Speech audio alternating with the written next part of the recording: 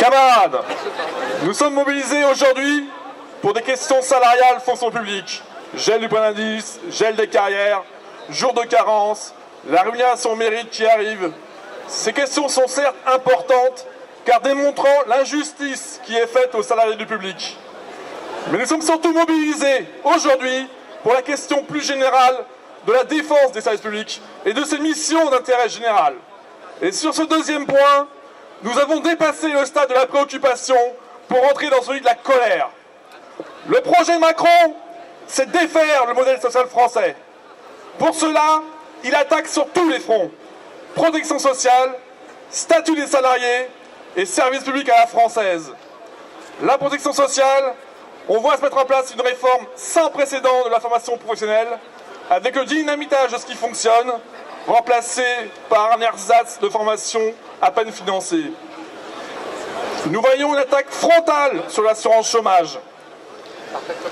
Et au nom des déficits et d'une pseudo-égalité, on va ouvrir des droits à un peu plus de gens, mais forfaitisés et soumis à des contrôles toujours plus inquisiteurs, et dans le même temps, pour l'emploi, on n'a aucun moyen. C'est aussi la Sécu qui est dans le collimateur. Et dès l'année prochaine, Macron et co entendent briser le système des retraites. Statut des salariés, après la loi El Khomri en 2016, les ordonnances Macron à l'automne 2017, le droit du travail a été systématiquement saboté en défaveur des salariés. Comme la CGT l'avait dit, après les salariés du privé, ce sera le tour des salariés du public. Nous y voilà. Cheminots et fonctionnaires, le projet de Macron, c'est de supprimer le statut. Comme à chaque attaque néolibérale, la charge idéologique est rude, archaïque, dépassée. Le statut serait une entrave à un service public moderne et de qualité. Bien sûr.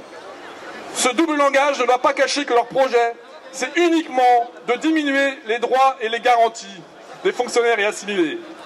CAP, CHSCT, règles de gestion, grille de rémunération, tout doit disparaître. Bienvenue dans le règne de l'arbitraire, de la gestion à la tête du client. Voilà venir la mobilité forcée, les départs dits volontaires, la rémunération au mérite, le recrutement clientéliste.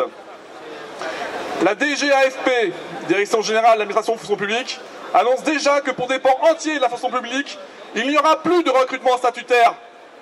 On a déjà connu ça à France Télécom ou à La Poste. Et on sait la casse sociale et humaine que cela a pu entraîner. Pour les services publics, le projet est clair. Action publique 2022 va rendre sa copie. Et l'orientation, c'est toujours moins de services publics et toujours plus de suppression d'emplois. 50 000 à l'État, au moins. 70 000 à la territoriale, au moins. Voilà les objectifs affichés. Mais on peut craindre légitimement que cela aille encore beaucoup plus loin. Et sans compter les milliers de nouvelles suppressions d'emplois probables à l'hospitalière si l'on continue les coupes budgétaires telles qu'elles sont prévues. Pour y arriver, la recette est simple, pour ne pas dire simpliste. Supprimer et privatiser des missions. Gageons qu'ils ont quelques pistes pour créer sur le dos de la collectivité les nouveaux milliardaires qui accapareront le bien commun. Là aussi, nous avons l'expérience du dépeçage de GDF, des autoroutes et d'autres services publics. Les Français ont payé pour les services publics et les gouvernements successifs s'y entendent pour les en spolier. Les savants fous de la Macronie entendent user et abuser de la stratégie du choc. Ils mettent en place une véritable blitzkrieg pour prendre de vitesse le corps social. C'est pourquoi aujourd'hui, rassemblés, étudiants, retraités, cheminots, énergéticiens, postiers, salariés du privé et agents du secteur public, nous devons faire de cette journée du 22 mars un début et non une fin. Face à la casse du modèle social français, devant la mort annoncée du service public, il va falloir se battre. Un ancien résistant, Stéphane Hessel, a connu un succès de librairie fulgurant en 2010 autour du mot d'ordre « Indignez-vous ». Aujourd'hui, c'est « Révoltez-vous » qui doit être notre mot d'ordre. Tous ensemble. Nous voulons le service public partout et pour tous. Nous voulons rendre effectif le principe égalitaire. Chacun contribue selon ses moyens, chacun reçoit selon ses besoins. Et il y a urgence. Il y a urgence de faire comprendre les dangers et l'indifférence qui font de chacun de nous des collaborateurs de ce système de destruction sociale.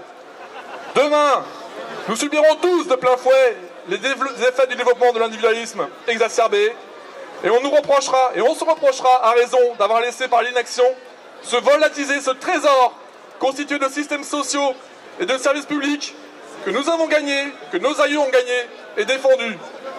Alors oui, ce 22 mars n'est qu'un point d'étape. Et faisons comme Macron et ses sbires. Accélérons! Accélérons l'immobilisation! Accélérons les initiatives! Accélérons la mise en place de stratégies de lutte, comme le font les camarades cheminots! Accélérons les assemblées générales! Accélérons les actions collectives de résistance! Et commençons dès demain, dans chaque atelier, dans chaque service. La bataille doit être menée, nous n'avons pas le choix. Et le gouvernement, aveuglé par son sentiment de toute puissance, nous fait un beau cadeau en s'en prenant à l'ensemble des services publics en même temps, à l'ensemble de la population. Il nous permet, pour la première fois depuis longtemps, de repartir sur un tous ensemble. Macron, minable clone de Margaret Thatcher, lance la guerre sociale. Répondons-lui par une mobilisation générale. C'est tous ensemble que nous lutterons, et tous ensemble nous gagnerons.